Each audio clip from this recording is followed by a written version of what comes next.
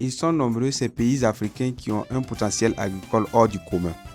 En Afrique, nous avons plus de terres cultivables et très fertiles que tout autre continent au monde. La densité de population au kilomètre carré laisse une grande possibilité d'aménagement agricole sur des centaines voire des milliers d'hectares de champs pour dominer le monde agricole.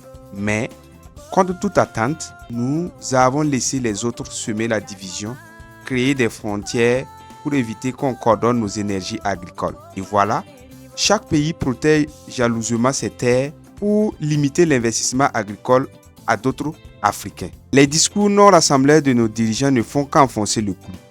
C'est pourquoi, quand un Africain investit dans la terre dans un autre pays africain, dès que la plantation se présente bien, les autochtones, qui sont le plus souvent paresseux, commencent à crier que c'est un étranger et s'activent à lui créer des ennuis afin de s'accaparer de ses champs. N'eût été ces comportements d'une autre époque, l'agriculture africaine allait effrayer le monde. Le fair play agricole entre pays africains serait une arme puissante, malheureusement, difficile à rendre effective, mais pas impossible.